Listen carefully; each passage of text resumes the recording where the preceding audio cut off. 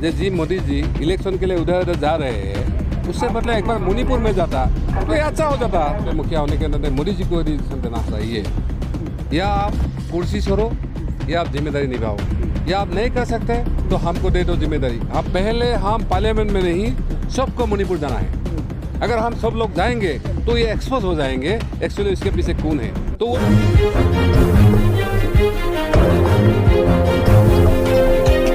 मणिपुर की घटना को लेकर के संसद से लेकर सड़क तक संग्राम जारी है। आज दिल्ली में जंतर मंतर पर निर्दलीय सांसद असम से नव कुमार सरनिया और हीरा भाई जो है यहाँ पर प्रोटेस्ट करने के लिए आए हैं। देश भर में जिस तरह से आदिवासी समाज के साथ में जो घटनाएं बढ़ रही हैं उसको लेकर के, चूँकि ये खुद आदिवासी समाज से हैं, सर किस तरह से देखते हैं ये जो घटना हुई है और उसके बाद से जो हालात हैं पूरे देश में। आप सड़क पर हैं, संसद में भी विपक्ष जो है इस मुद्दे को लेकर के आवाज़ उठा रहा है। एक्चुअली हमारा भाषा नहीं आता है, हम क्या बोलेंगे। जो हमारा माँ बहन के साथ मणिपुर में हुआ है, हम वही उम्मीद करते हैं देश या विदेश में कोई कोने पे भी ऐसा ना हो। आज का डेट में जिस दिन हमको भारत को सब लोग सम्मान करते हैं, सारा विदेश में, सारा देश में, मोदी जी जैसा हमारा सक्षम नेता है, तो उसके बिना तले, उसके गवर्नमेंट के तले ये हो गया, ये हम सोच भी नहीं सकते। तो मैंने पहले भी बोला है, इसके लिए जिम्मेदार गवर्नमेंट है। तो जिम्मेदार होने के नाते, मुखिया होने के नाते मोदी जी को डिसीजन देना चाहिए, या आप कुर्सी छोड़ो या आप जिम्मेदारी निभाओ, या आप नहीं कर सकते तो हमको दे दो जिम्मेदारी। हम 48 घंटे के अंदर करेंगे, क्योंकि मैं जिस क्षेत्र से आता हूँ यही क्षेत्र भी ऐसा था। 20-25 साल से कम 50,000 से लोग मारा गया था। असम में बारी बारी में दंगा हंगामा हुआ था। 10 लाख से ज़्यादा लोग बेघर होकर रिफ्यूजी कैंप में रहना पड़ा। हजारों हमारा जो ये मिल्टन के साथ AK-47 था। फिर 2014 में लोगों ने हमको बोला, दादा नहीं, आपको इलेक्शन लड़ना है, आपको पार्लियामेंट जाना है, क्योंकि हमारा ये जो दुख दर्द है पार्लियामेंट तक लेके जाना है। उसके बाद धीरे धीरे खत्म हो गया।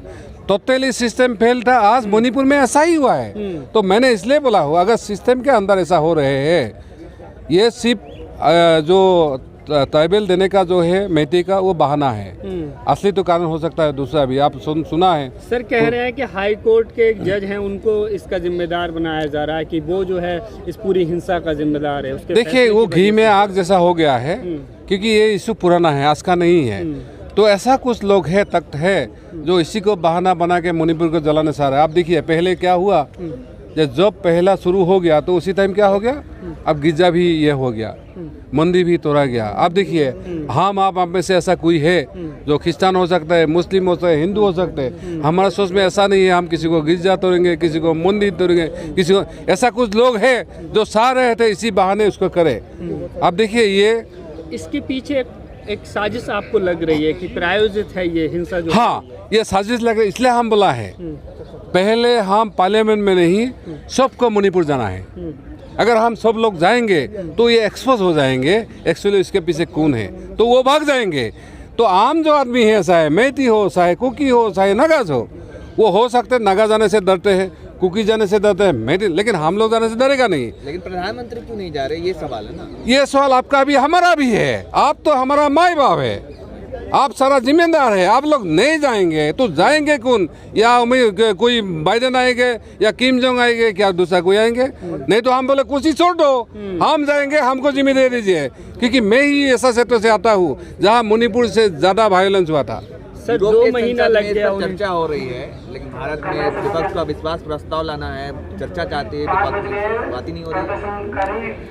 हाँ, तो इसलिए हमारा यही उम्मीद है जो ये जो है आपका नो कॉन्फिडेंस मोशन एक मौका है जो कम से कम मोदी जी को इस बात तो सामने आना ही पड़ेगा। लोग बोल रहे हैं नो कॉन्फिडेंस मोशन तो ये कुछ होने वाला नहीं है, क्योंकि उसका मेजोरिटी है।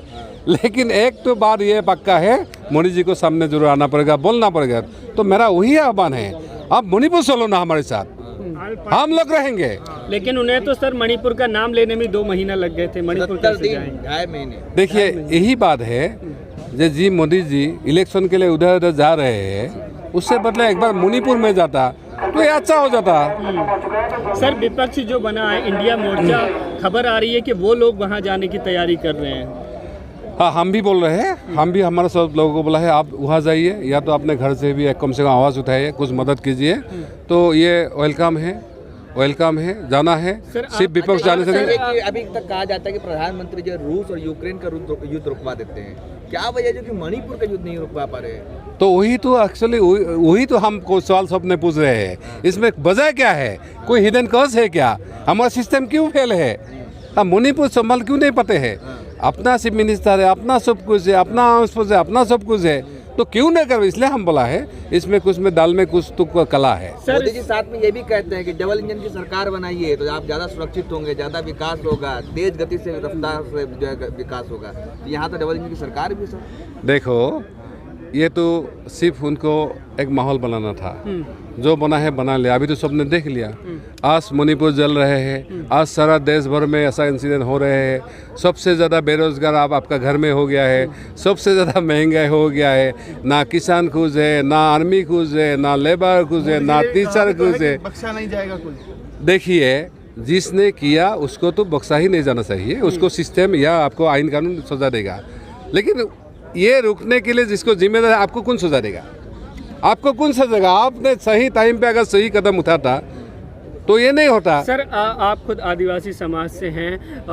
बीजेपी सरकार, मोदी सरकार अमृतकाल का दावा कर रही है। मध्य प्रदेश में एक आदिवासी व्यक्ति पर पेशाब किया जाता है, मणिपुर में महिलाओं को निरस्त करके घुमाया जा रहा है। तो देश में जो स्थिति है वो क्या है? और प्रेसिडेंट जो है हमारे देश की वो भी आदिवासी हैं।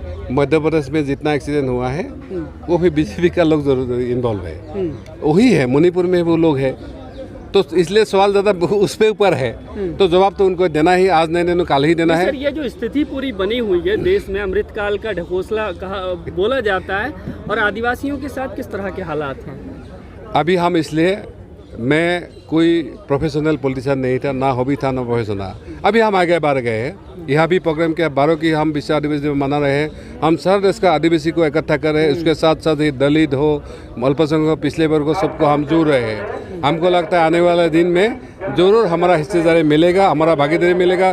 जब हम शासन में रहेंगे ये सब खत्म हो जाएंगे। मौजूदा स्थिति में राष्ट्रपति भी जो है आदिवासी समाज से आती हैं, आज तक आवाज़ क्यों नहीं उठा पा रही? देखिए, आपको ही पता है, ये राष्ट्रपति जी हमारा एक्चुअली एग्जीक्यूटिव नहीं है, वो एक्चुअली नाम का ये होता है, ये सबको पता चल गया है। फिर भी हमारा उम्मीद है जब मोदी जी नहीं करेगा उसके हम भरोसा है, वो जरूर मोदी जी को बोलेंगे आप ऐसा करो। अच्छा, आखिरी सवाल कि प्रधानमंत्री आके क्यों एनवीरेन सिंह का इस्तीफा नहीं ले रहे, क्यों नहीं हटा नहीं रहे? अगर बोली का बकरा क्यों परमिशन बनेगा? हाँ, जरूर किसी को तो किसी को थोपेगा उन लोग, क्योंकि आपको पता है प्रधानमंत्री वो जिम्मेदार नहीं लेगा। लास्ट में शायद बीरेन सिंह को बोली का बकरा बनाएगा, है कि नहीं? 80 दिन से ज़्यादा दिन हो गए। अभी हो सकता है इस्तीफा। जरूर जरूर जरूर कुछ